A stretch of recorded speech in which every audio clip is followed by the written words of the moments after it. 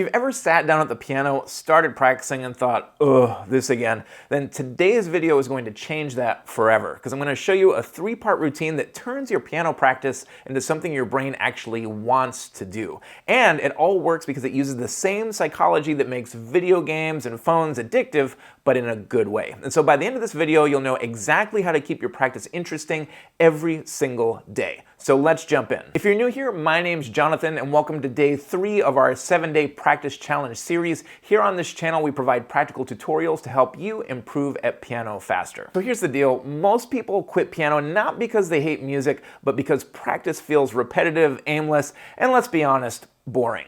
But here's the thing, the problem isn't the piano, it's the design of the practice session.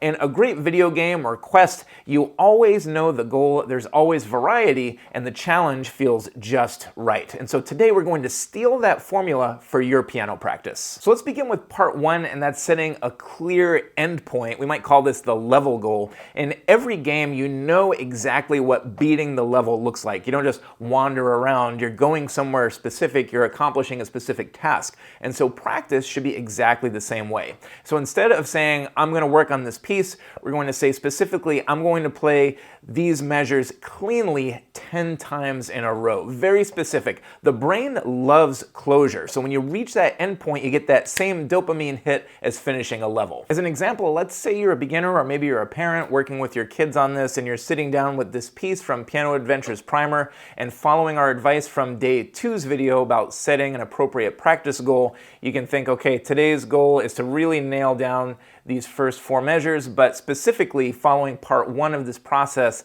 setting an endpoint that might be 10 times in a row, 5 times in a row, 20 times in a row, again, depending on what you think you need for yourself. But it's so important that we set that goal so we know when we've finished. Part 2 is to add some randomness. We might call this the surprise bonus round, because if you do 10 reps every single time you're doing this, your brain checks out. So a cool object you can use that will really go a long way is one of these. This is a 10-sided die. I'll include a link in the description below if you want to grab some. They're super cheap, or you can just use a random number generator on your phone. So one day it might be 7 reps, tomorrow it might be 12 reps, but this basically gives an element of surprise that keeps your brain curious and engaged. If you think about why people check their phone so often as soon as they receive a message, it's kind of tapping into that same thing. We're wondering, is it going to be good news? Is it going to be bad news? There's that little bit of excitement our brain experiences when there's a little bit of randomness in the equation. So going back to our example, say we're trying to nail down this first line of music. I've got my practice die, I'm going to roll it, and I landed on a 7. Now that means I'm going to do this 7 times before I consider the level complete, or if my main number is 10, I'll go up to 7 and then I'll roll it again so I can at least get to that 10. But as small as this might seem, this little bit of randomness lights up the same parts of your brain that basically make you want to keep playing any sort of game. And then part 3 is to find your flow state. We might call this the perfect difficulty curve.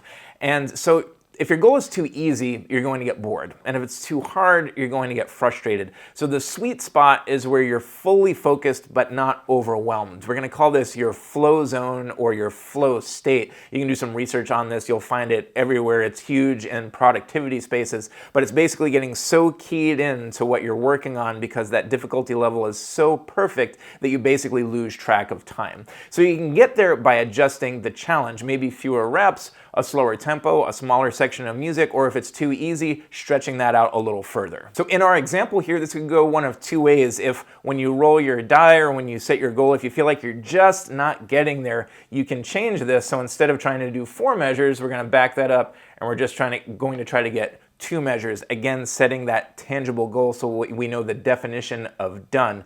Or on the other extreme, let's say you nailed these 4 measures super quick, we could stretch that a little bit and say, okay, let's try and get the entire thing from beginning to end. So this is going to change depending on the individual, but as you probably gathered here, the most important thing that's going to seriously level up your practicing is that self-awareness and knowing when to stretch and when to pull back for that perfect level of difficulty. So that's your challenge for today. Design your next practice session using this 3-part routine. First, pick your level goal. Second, add a touch of randomness, either with a die you might have laying around or a random number generator online, and then adjust until you find your flow. And once you do this, once you get into a good routine of this, practicing will basically never feel boring again. And then tomorrow in day 4, we're going to talk about how slow practice can actually make you faster. You can check it out right here when you're ready, and I'll see you then.